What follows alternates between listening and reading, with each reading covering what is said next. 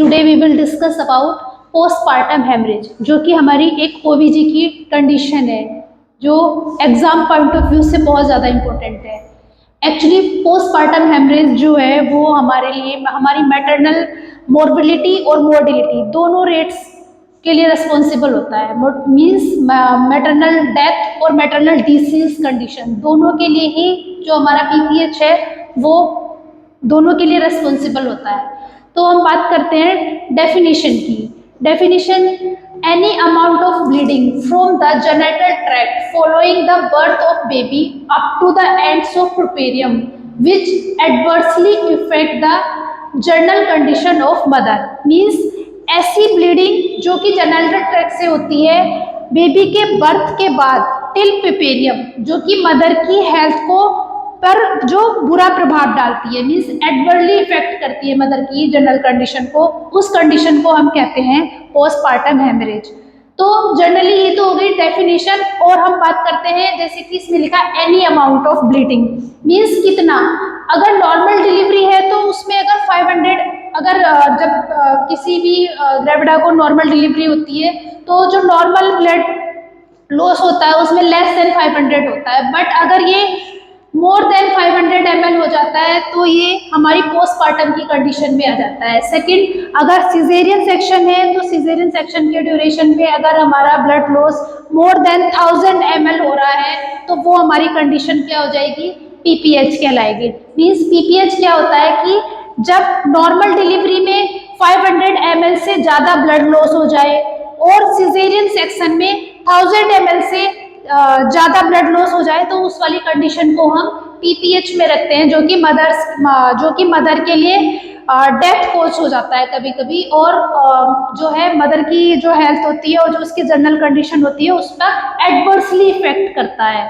अब हम बात करते हैं टाइप्स। तो बेसिकली इसके 2 टाइप्स होते हैं, प्राइमरी और सेकेंडरी। प्राइमरी मीन्स जो पीपीएच होता है वो बिफोर, मतलब जैसे बेबी के बर्थ के 24 आवर के बीच में जो ब्लीडिंग होती है, अगर उस वाली फेज में अगर ब्लीडिंग होती है तो वो प्राइमरी कैटेगरी में रखते हैं। अगर 24 आवर्स के बाद और पुर्पेरियम टाइम तक, मीन्स पुर्पेरियम टाइम जैसे कि आपने पहली क्लास में पढ़ा था, पुर्पेरियम जो होता है हमारा वो 42 डेज का पीरियड होता है। तो बेबी के बर्थ के बाद और 42 डेज तक अगर कभी भी नॉर्मल डिलीवरी के बाद अगर 500 ml से ज़्यादा और सिजेरियन के बाद 1000 ml से ज़्यादा ब्लीडिंग हो जाती है, मीन्स आफ्टर 24 आवर्स से और पुर्पेरियम टाइम तक, तो वो हम रखते हैं सेकेंडरी पीपीएच की कैटेगरी में।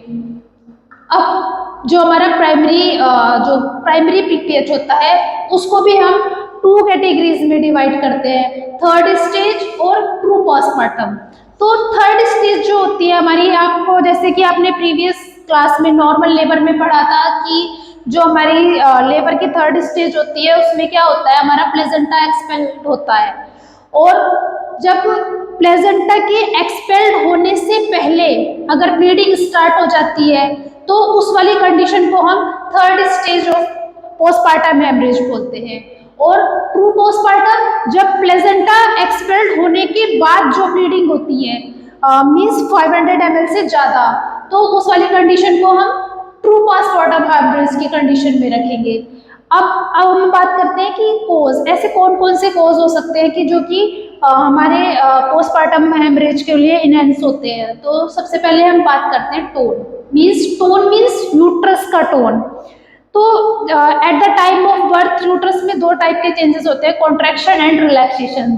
ठीक है, उससे जो होती है यूट्रस की टोनिसिटी के ऊपर डिपेंड होता है। तो एटोनिक यूट्रस हो जाता है कई बार। एटोनिक मीन्स यूट्रस कॉन्ट्रैक्ट होने के बाद रिलैक्स्ड होने में टाइम लगता है, या रिलैक्स्ड होने के बाद कॉन्ट्रैक्ट होने में टाइम लगता है, या फिर कॉन्ट्रैक्ट होने के बाद रिलैक्स्ड ही नहीं हो पाता है, तो उस वाली मीन्स यूट्रस की जो टोनिसिटी है वो मिसमैनेज हो जाती है, तो उस वाली कंडीशन को हम कहते हैं एटोनिक यूट्रस। ऐसा एटोनिक यूट्रस जो होता है इसके 80% चांस होते हैं इंसिडेंस। अगर एटोनिक यूट्रस के इंसिडेंस की हम बात करें तो पीपीएच में एटोनिक यूट्रस के अगर यूट्रस एटोनिक है और पीपीएच हो रहा है तो मीन्स ऐसे 80% ऑफ चांसेस होते हैं जो कि पीपीएच होने का कोज होता है कि एटोनिक यूट्रस है। सेकंड बात करते हैं हम trauma. Trauma means birth, during birth, जैसे कि बेबी का बर्थ हो रहा है उस टाइम पे मैटरनल को कोई जेनेटल ट्रैक्ट में इंजरी हो जाए, या फिर बिफोर बर्थ कोई भी एक्सीडेंटल इंजरी हो जाए, या फिर कुछ भी हो जाए ऐसा कि जिससे मदर को इंजरी हो, तो या तो बिफोर बर्थ या फिर during birth of the baby, तो उसको हम ट्रोमा की कंडीशन में रखते हैं। Third is tissue. टिश्यू में जैसे कोई फीटल मेम्ब्रेन या फिर प्लेजेंटा का कुछ रिटेन बिट रह जाए अंदर, तो उस वाली कंडीशन को हम बोलते हैं रिटेन प्लेजेंटा। तो ये भी एक कोज होता है कि जो ये भी मतलब इसके भी चांसेस 40 to 60% होते हैं कि ऐसे केसेस में भी रिटेन प्लेजेंटा में पीपीएच के जो चांसेस होते हैं वो ऑलमोस्ट 60% देखे जाते हैं। फिर हम बात करते हैं थ्रोम्बिन। थ्रोम्बिन क्या होता है? ये कोगुलेशन फैक्टर होता है, मीन्स आपका ब्लड का जो कोगुलेशन का फैक्टर है उसके ऊपर डिपेंड करता है। अगर मैटरनल को कोई कोगुलेशन डिसऑर्डर है ऑलरेडी, हिपैरिन जो हमारा एक होता है वो हिपैरिन का अगर उसके अंदर कमी है तो भी पीपीएच के चांसेस हो जाते हैं। क्यों? क्योंकि ब्लड उसके बाद जो है ब्लड वो कंटिन्यूसली फ्लो होता रहता है, कोगुलेशन होने में थोड़ा सा टाइम लगता है। Grand multipara. ग्रैंड मल्टीपैरा क्या होता है? जब जो लेडी है वो more than 4 to 5 times conceive कर लेती है, मीन्स अगर उसको ऑलरेडी 4 से 5 बच्चे हैं और छठी या 7वीं बार वो प्रेग्नेंट हुई है तो उस केस में भी क्या है पोस्टमार्टम होने के चांसेस ज्यादा रहते हैं। नेक्स्ट इज माल न्यूट्रिशन और एनीमिया। माल न्यूट्रिशन और एनीमिया भी, एनीमिया एक मोस्ट इम्पोर्टेंट कोज होता है हमारा पीपीएच का। माल न्यूट्रिशन मीन्स, माल न्यूट्रिशन आपकी बहुत सारी चीज़ों पे डिपेंड करता है, जैसे कि आपकी फूड हैबिट क्या है या फिर आपका सोशो इकोनॉमिक स्टेटस क्या है फूड को लेके। मीन्स आपका क्या है कि माल न्यूट्रिशन कि आप कैसा फूड ले रहे हो, कि एनर्जेटिक न्यूट्रिएंट्स ले रहे हो या फिर जंक फूड ले रहे हो। माल न्यूट्रिशन आपका 2 कंडीशंस पे डिपेंड करता है, या तो आपकी फूड हैबिट या फिर आपका सोशो इकोनॉमिक डाटा। और एनीमिया, माल न्यूट्रिशन की वजह से ही पेशेंट के अंदर क्या होता है? एनीमिया कोज हो जाता है, और एनीमिया क्या होता है? पीपीएच का एक मोस्ट इंपॉर्टेंट कोज होता है। Next is over distension of uterus. Uterus over distension means अगर आपकी ट्विंस या ट्रिपलेट्स प्रेगनेंसी है, ट्विंस और ट्रिपलेट्स, ठीक है, ट्विंस और ट्रिपलेट प्रेगनेंसी है तो उसमें ओवर यूट्रस क्या होता है? वो ओवर डिस्टेंडेड हो जाता है और वो वापस अपनी नॉर्मल फॉर्म में आने के लिए उसको थोड़ा सा ज्यादा टाइम लगता है और वो कॉन्ट्रैक्ट होने के बाद रिलैक्स नहीं हो पाता, जिसके कारण क्या हो जाता है? बहुत बार पीपीएच कोज हो जाता है। Next is antepartum haemorrhage. Antepartum haemorrhage means, partum means labour, ante means before, haemorrhage means bleeding. अगर आपको जैसे कि जैसे हमने अभी पढ़ा postpartum means, post means delivery के बाद, एंड सेम कंडीशन होती है हमारी antepartum, but ante means before, partum means labour, means आपको अगर कंसेप्शन से डिलीवरी तक के पहले वाले टाइम में मीन्स अगर आपको ब्लीडिंग होती है तो उसको हम एंटीपार्टम हेमरेज की कंडीशन में रखते हैं। मीन्स आपके कंसेप्शन से 30 वीक की से पहले अगर आपको ब्लीडिंग हो जाती है तो इसकी भी बहुत सारी कंडीशन होती है, जैसे कि प्लेजेंटा प्रीविया और एब्रप्टिव प्लेजेंटा, ये सारी कंडीशन जो है हमारी एंटीपार्टम हेमरेज में आती है। फिर नेक्स्ट हम बात करते हैं प्रोलॉन्ग्ड लेबर। जैसे कि आपने नॉर्मल लेबर की क्लास में पढ़ा था कि लेबर की 3 स्टेजेस होती हैं, 4 स्टेजेस होती है, उसमें क्या है हर लेबर का एक टाइम फिक्स होता है। अगर आप लेबर की जो स्टेजेस का टाइम है वो अपने प्रॉपर टाइम में नहीं चल रहा है, मीन्स अगर वो 18 आवर्स से ज्यादा चला गया, मोर देन 18 आवर्स, तो भी क्या होते हैं? हमारे पोस्टपार्टम हेमरेज के चांस होते हैं। Next is mismanaged of 3rd stage of labour. Mismanage means कई बार क्या होता है कि अनट्रेंड जो हमारे अनट्रेंड जो दाइज वगैरह होती हैं उनके साथ अगर नॉर्मल डिलीवरी करवा दी जाती है, और जो उसमें लेबर का 3rd स्टेज कौन सी होती है? जिसमें कि प्लेजेंटा एक्सपेल आउट होता है, और उसको अगर अच्छी तरह मैनेज नहीं किया गया हो तो उस कंडीशन में भी क्या होता है? पीपीएच होने के चांसेस हो जाते हैं। फिर इसके बाद हम बात करते हैं इसके मैनेजमेंट की, कि अगर पीपीएच अगर पेशेंट को हो गया है तो उस कंडीशन में हम क्या करेंगे? पेशेंट को सबसे पहले तो हम पेशेंट को हॉस्पिटलाइज करेंगे, ठीक है, हॉस्पिटलाइज करेंगे। तो हॉस्पिटलाइज करने के बाद उसको मैनेजमेंट क्या देंगे? जैसे पेशेंट आपका हॉस्पिटलाइज कर दिया, तो सबसे पहले हम क्या करेंगे, कॉल फॉर एक्स्ट्रा हेल्प। जैसे क्यों, क्योंकि ये एक इमरजेंसी कंडीशन होती है और लाइफ थ्रेटनिंग डिसीज होती है। तो इसमें हम क्या करेंगे, अगर हमारे जो नर्स है वो अगर अकेले वर्क कर रही है तो वो अपने स्टाफ को बुलाएगी हेल्प के लिए कि आके, जिससे कि उसके कम टाइम में ज्यादा उसको हम केयर प्रोवाइड कर सके। फिर सेकेंडली क्या करेगी, start IV line with wide bore cannula. बड़े मोटे कैनुला के साथ क्या करेगी, वो उसको आईवी लाइन स्टार्ट करेगी। क्यों, क्योंकि पेशेंट को क्या हुआ है, पोस्टमार्टम हेमरेज, जिसमें क्या होगा, पेशेंट का ब्लड लॉस हो रहा है। ब्लड लॉस हो रहा है तो उसके साथ क्या हो रहा है, उसका फ्लूइड एंड इलेक्ट्रोलाइट बैलेंस क्या होगा, इनबैलेंस हो जाएगा।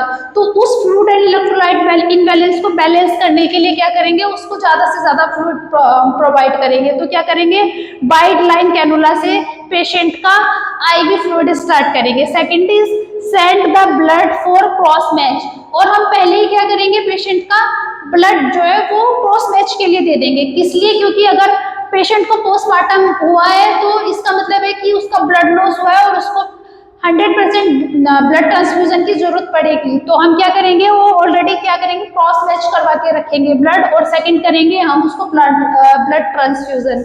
ठीक है, ये सब करने के साथ साथ जैसे कि हमने पेशेंट को आईवी लाइन स्टार्ट कर दी और BT means blood transfusion start कर दिया, तो इसके बाद हम सबसे पहले क्या करेंगे, पेशेंट का वाइटल जो है वो फ्रीक्वेंटली चेक करते रहेंगे। क्यों, क्योंकि क्या होता है, कई बार ब्लड ट्रांसफ्यूजन के भी कॉम्प्लिकेशन होते हैं, और जैसे कि पेशेंट को पोस्टमार्टम हेमोरेज हुआ है तो पेशेंट को क्या हो सकता है, हाइपोटेंशन हो सकता है, और पल्स रेट जो है उसके डिस्टर्ब हो सकते हैं। तो उसके लिए हम क्या करेंगे, पेशेंट का वाइटल चेक करते रहेंगे फ्रीक्वेंटली। फिर करेंगे हम कैथेटराइजेशन ऑफ द ब्लैडर। क्यों, क्योंकि जो ब्लैडर होता है हमारा, यूरिनरी ब्लैडर होता है, वो जस्ट बिहाइंड होता है हमारे यूट्रस के। तो अगर हमारा ब्लैडर डिस्टेंडेड होगा तो वो हमारे यूट्रस को अफेक्ट करेगा। तो इसके लिए हम क्या करेंगे, ब्लैडर को एम्प्टी करते रहेंगे टाइम टू टाइम। और सेकंड, फिर हम उसके बाद क्या करेंगे, अगर हमारा जो पीपीएच हुआ है वो थर्ड स्टेज पे हुआ है, मीन्स लेबर ड्यूरिंग लेबर हुआ है, तो हम उस कंडीशन में क्या करेंगे, सबसे पहले हम देखेंगे, सबसे पहले हम ये देखेंगे कि प्लेजेंटा एक्सपेल्ड आउट हो गया है या नहीं हुआ है, मीन्स प्लेजेंटा जो है वो हमारी कौन सी कंडीशन में है। तो हम सबसे पहले क्या करेंगे, जो यूट्राइन फंडस मसाज है, जो यूट्रस को क्या करेंगे, फंडली मसाज करेंगे। ठीक है, उसके बाद देखेंगे कि प्लेजेंटा सेपरेट होना शुरू हो गया है या नहीं हुआ है। तो जैसे ही प्लेजेंटा को वाच करेंगे, अगर वो सेपरेटेड होने लगा है तो उसको कंट्रोल, उसकी जो एम्ब्लाइकल कॉर्ड होती है उसको बहुत जेंटली क्या करेंगे, ट्रैक्शन देंगे। और ये जो प्रोसीजर होता है ये हमारे कोई एक्सपर्ट्स करते हैं, मीन्स जो जिनको ये वैलिड होता है वो एक्सपर्ट्स के थ्रू हम ये प्रोसीजर करवाते हैं। तो क्या करते हैं, वो क्या करते हैं, प्लेजेंटा की ट्रैक्शन कॉर्ड को ट्रैक्शन करते हैं और जेंटली उसको पुल कर लेते हैं अपनी तरफ। जैसे ही अपनी तरफ उसको खींचते हैं तो उससे क्या होता है कि प्लेजेंटा हमारा एक्सपेल्ड आउट हो जाता है। और जैसे ही प्लेजेंटा एक्सपेल आउट होता है तो हम पेशेंट को रखते हैं अपने पास 30 मिनट्स के लिए रखते हैं। किस लिए, कि उसके बाद पेशेंट को कोई कॉम्प्लिकेशन तो नहीं हो रहा ये वॉच करने के लिए। ठीक है, पेशेंट के कॉम्प्लिकेशंस को वॉच करेंगे 30 मिनट्स, और साथ ही साथ उसके साथ हम क्या करेंगे, जो हमारा प्लेजेंटा एक्सपेल्ड हुआ है उसका प्रॉपर एनालिसिस करेंगे कि मीन्स उसमें प्लेजेंटा के लॉब्स तो कंप्लीट हैं या नहीं है, या फिर membrane, foetal membrane, maternal membrane सारी चीजें बाहर आ गई हैं या कुछ जो है वो अंदर रह गया है।